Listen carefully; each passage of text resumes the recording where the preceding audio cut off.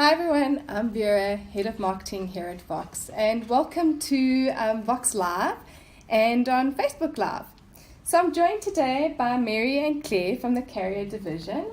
Mary looks after our fibre and data, and Claire is our head of our Senior Product Manager for Fibre to the Home. Hi guys. Hi Vera. All right, so we're going to be focusing on fibre and all things fibre today. We get so many questions all the time, so I thought I'd ask the girls to join me in our first session ever. And we're going to take it really easy, so please guys, if you've got any questions, please pop them into the comments at the bottom. And as we go along, I will be following and we'll pick up some questions.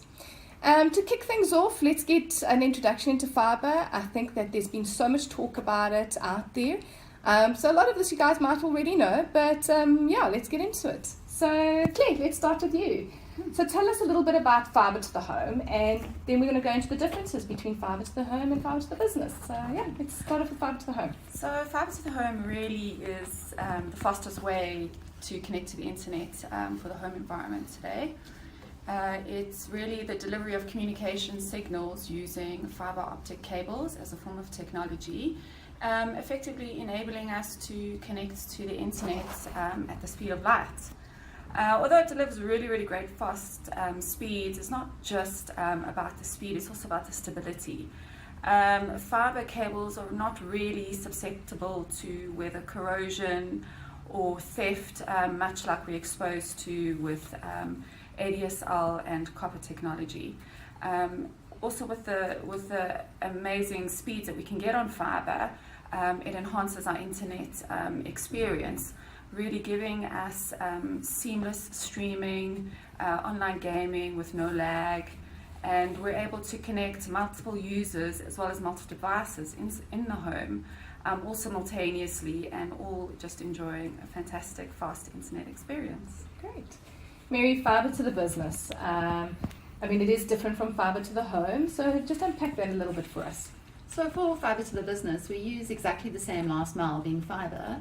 The big difference is that we offer two different types of services. We offer broadband as well as dedicated. And it's the way that we bring it into our network and how we handle the traffic that makes the big difference. And it also allows our consumers to build a really quality, cost-effective service. Okay. So, okay, so you mentioned broadband versus dedicated. I mean, that's really something quite important about fibre to the business. So please unpack that a little bit more for us. Tell us a little bit more about what's the difference between being broadband or going on a dedicated service. So broadband is a best effort service that normally runs on contention ratios of 10 to 1, where a dedicated internet connection runs on a contention ratio of 1 to 1. Also on the broadband bundles, you'll often have a fair use policy that will apply if too much data is consumed over that product. It's just the network's way of managing the traffic. Okay. Great. So, Claire, I mean, broadband and dedicated are not necessarily for fibre to the home, but it does also come in. So tell us a little bit about that. Yeah. So fibre to the home is a best effort service, effectively a broadband form of delivery.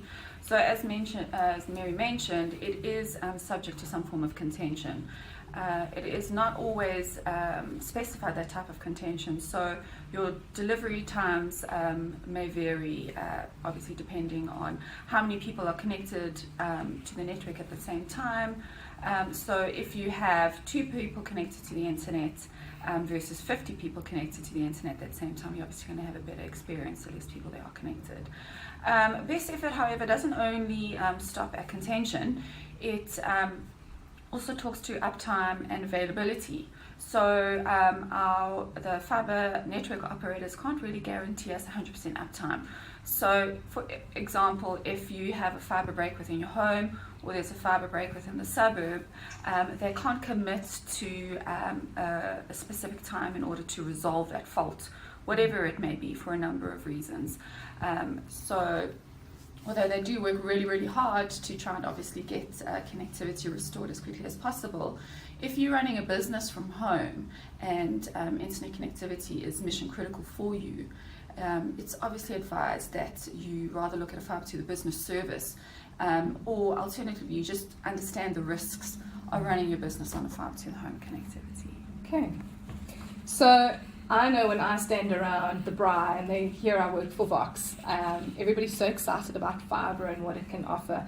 The first thing I get asked is, when is fibre coming to my area, or how can I get fibre to my area?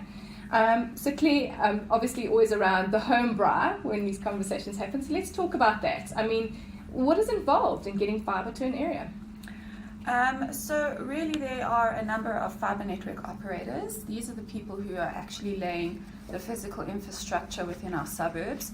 They really approach homeowners associations or they do petitions to get a certain amount of required interest to build a case study in order to roll out fibre within your suburb. Once they've really gotten the required penetration numbers or shown my interest, then they obviously start rolling out fibre within those suburbs. You've got to kind of wait until the entire suburb is built. They will trench and terminate fibre outside of each and every single home within that suburb, and once the entire civil build is complete, then they take the suburb live. So that's really, and then from there on it kind of mushrooms out. They start in one place and mushroom out from there.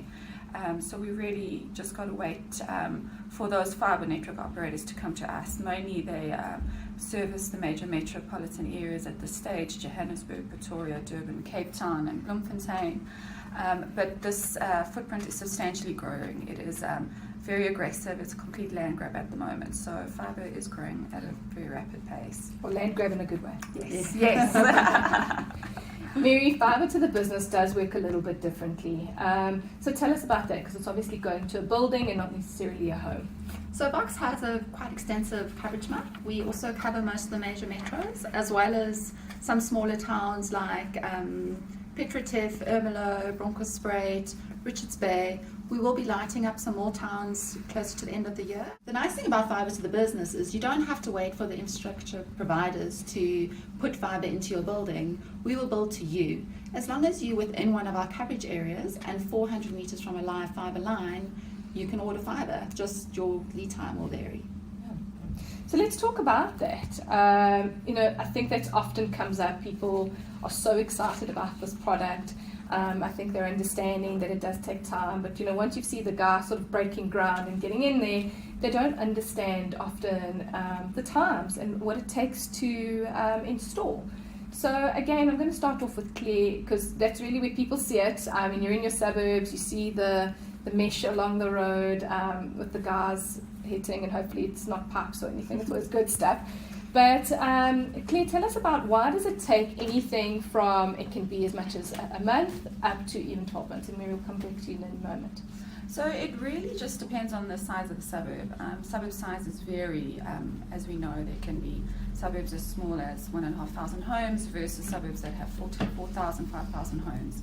And it really all just depends on how quickly the fibre network operator can lay the fibre within that suburb. There are also permissions from council that are required, where leave approvals. Sometimes these can delay the rollout of it.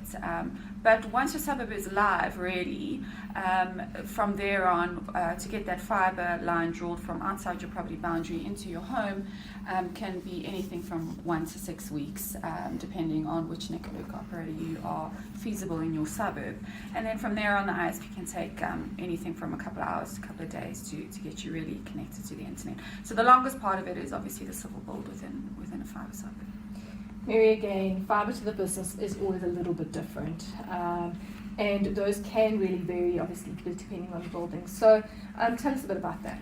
So as I mentioned earlier, we will do specific builds for you. So if you're lucky enough to be in one of our pre-lit buildings, which means we have a connected customer in that building already, your lead time is anything from 3 to 6 weeks. If you are in one of our lit areas, which means we have equipment in that area, servicing that area, we just haven't trenched to every individual building in that area, then if you place an order, your lead time would be something between 4 to 6 months, because we need to get council approval to come and put the fibre to your building. Then if you are in an area that's not yet lit, the lead times go up again, and it can be anything up to 12 months. So guys, just a reminder, as we go on, please put any comments or any questions you might have in the comment section. We are monitoring it, and we've got Claire and Mary here with us, so we're happy to answer any of your questions. So Claire, let's talk about installation fees. Often comes up as well around the bride. People want to understand what the installation fees are. So what is installation fees all about? Why are they important? And what is the need for them? So obviously there is really a true cost to actually build, entrench and deliver fibre to homes. So the fibre network operators obviously need to charge some form of installation cost for that civil build to bring that fibre into your home, and obviously there's also equipment involved from an O&T perspective that they would be terminating that fibre link inside your home. So there are really true costs involved. However, sometimes it might be quite steep for a consumer, but it needs to be looked at as a long-term investment, because once you've gotten installed, it is a future-proof form of technology, and the possibilities are really endless with it.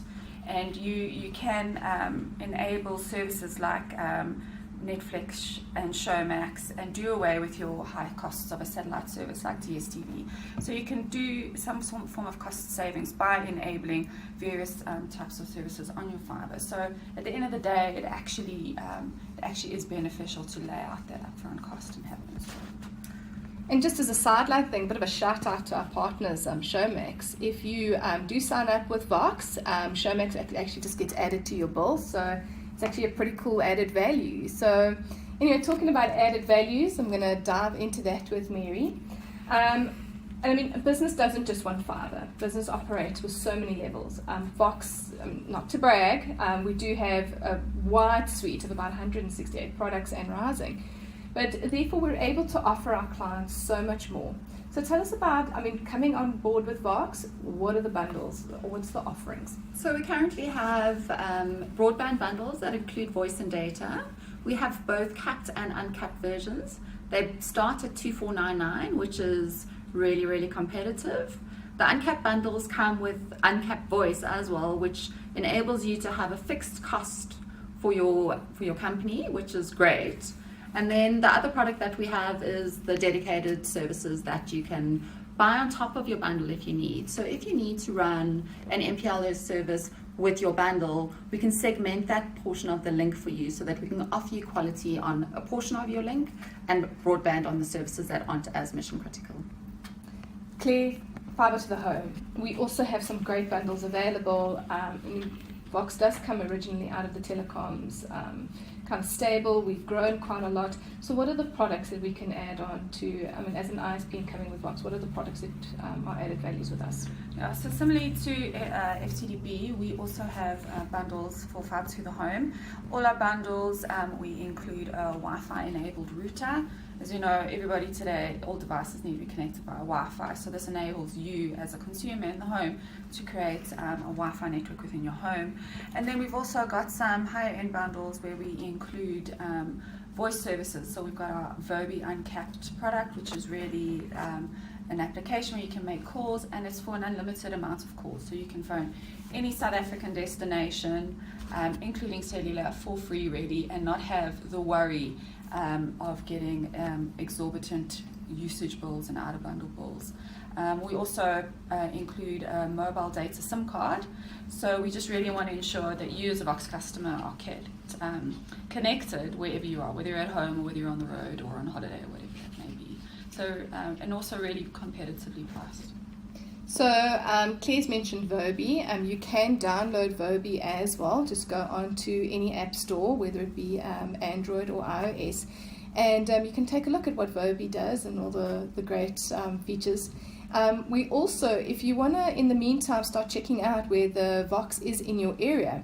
If you go to vox.co.za/either fibre to the home or fibre to the business, we have a fantastic feasibility tool that we recently kicked off. So all you got to do is put in your address, hit the go button, and we will actually tell you what products are available in your area. Mary, do you want to unpack maybe the feasibility tool a little bit and what people can expect if they hit that go button? So when you put your address in and you push go, we do a feasibility return on 4 different products on FTTB, FTTH, LTE as well as wireless to the home. If the product isn't available in your area when you submit your request, we'll store the information, and when the maps change, we will keep you up to date and let you know when you're able to order it. If it is live in your area, like Fibre to the Home, you can order it straight away and you start the process of getting connected.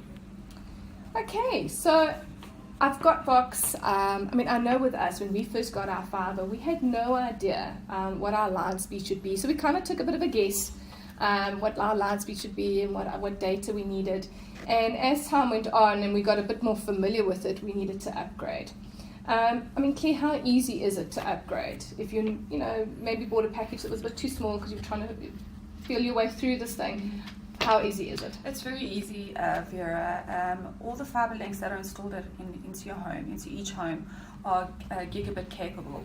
Really meaning that you can easily, with the flick of a button, all done remotely from the fibre network operator side and an ISP, you can upgrade from a 4 meg right up to a gig, depending what line sizes are available for you. So really, really easy to upgrade. No need to upgrade equipment on site or come back and redig up your garden and install bigger pipes or anything like that. It's a really seamless, easy process. Great. Click of a button. Absolutely. All right. Well, that's it from us, guys. I'm just checking to see if there are any questions. And I think we've just done such a great job because there doesn't seem to be many today.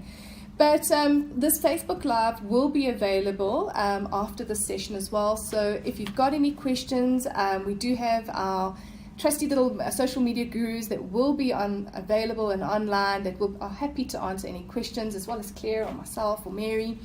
And thank you very much for watching. We really appreciated your time.